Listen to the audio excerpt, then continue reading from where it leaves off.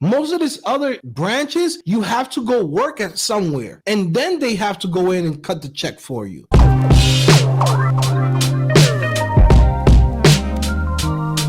You're part of the payment plan for them. So yes, you could go in and get sold this dream, but the truth is, dudes doing cybersecurity don't live that lifestyle. They're not making no bread like that. It's not what they tell you on the internet. You might see one or two guys that, they've been working for 5-10 years and now they're making over 100,000. That's not the norm. That's not the norm for most people. And on top of that, that lifestyle that you see on Instagram and TikTok and all this, it's all fake. It's all fake. Most of this people, they're living off paycheck to paycheck, and they're just basically waiting until we sign you up to this program and this and that. They go all out, and I'm like, yo, you want to go for something that's real and something that you could go in and you could see growth and you could really make some money on your own. Because the main reason why most of these people are living that certain lifestyle is because they're making bread outside of cybersecurity. It's not just cybersecurity that they're making bread. They're making bread outside of it. They are the brands. It's like me. I could go in and sell myself like one of those dudes. I could go and buy the Lamborghini, put that on a lease, pay $2,500 a month, go take a couple of shots in an Airbnb downtown and just act like, hey, this is the lifestyle.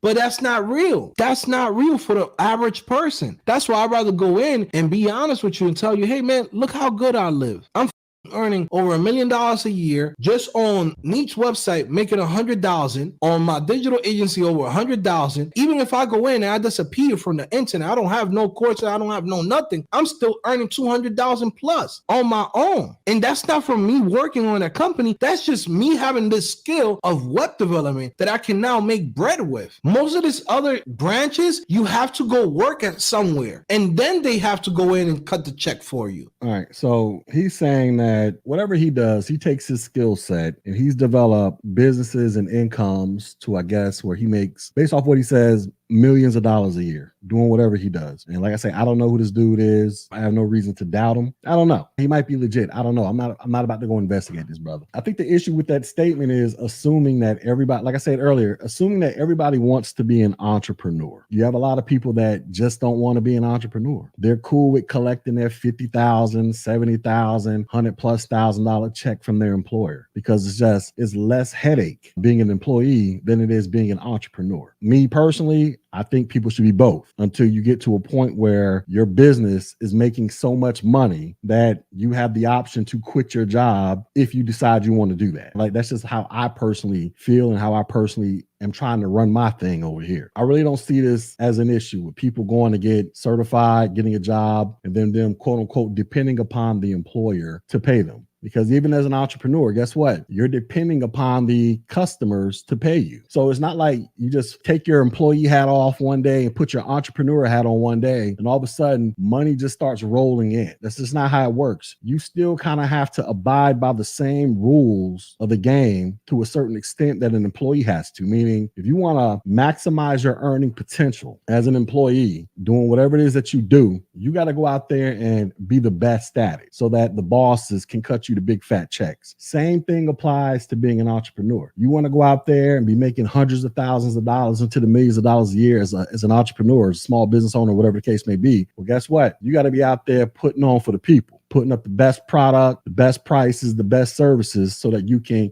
get that money flowing in. So it's just not a clear cut and dry type of thing that some people try to make it seem like. It's either you're an entrepreneur or you're an employee and one's better than the other and the other one sucks, yada, yada, yada. No, they both can be great and they both can suck. They both got their highs, they both got their lows.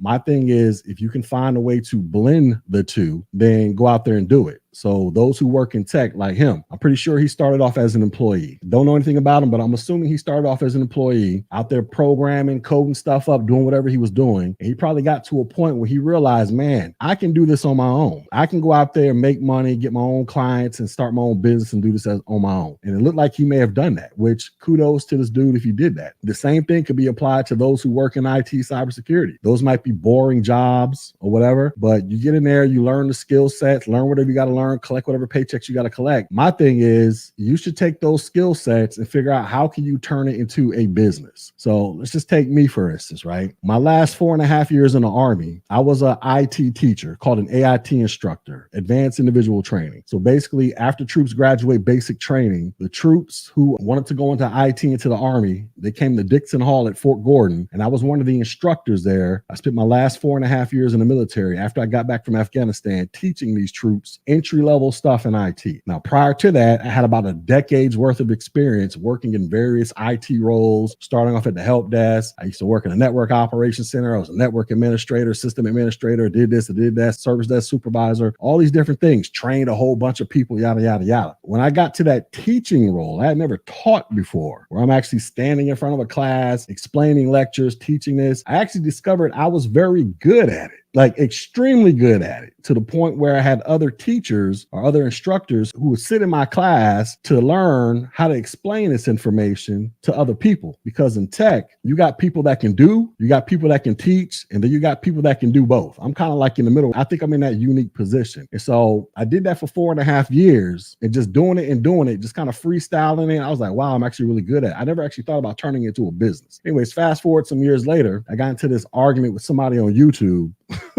On one of these random YouTube panels I was on, and somebody tried to call me out, was like, you don't know what you're talking about in tech. I'm like, dude, I've done help train hundreds into the thousands of people how to get started in tech. And the person was like, prove it. I was like, how can I prove it? I mean, what you want me to do? Call these people up right now? So I was like, I'll do you one better. I'll start a YouTube channel and prove it that way. So anyways, I started the channel. It was just really, let me just explain this, because like I said, I was doing this just to throw it in somebody else's face. But then the channel currently grew to what it currently is now. And along this path, I've helped hundreds of people, made, some pretty decent money doing so. Like I say, not enough to where I can quit my job. But anyways, I'm saying all to say, I took a skill set that I had learned working in tech and transformed it into a business. So now I'm in the IT teaching business, which is a legit business. It's an IT business because all we do is talk about IT and how to get started in tech. Training businesses are real businesses. But my example is just one example. I've known people who worked in help desks, fixing computers, repairing iPhones, iPads, and they've taken that skill set and went out there and started their own damn business of fixing iPads, phones, those little iFixit stores where you bring your iPhone up there because you cracked the screen. That's an IT business. The people in the back breaking your phone apart, putting the new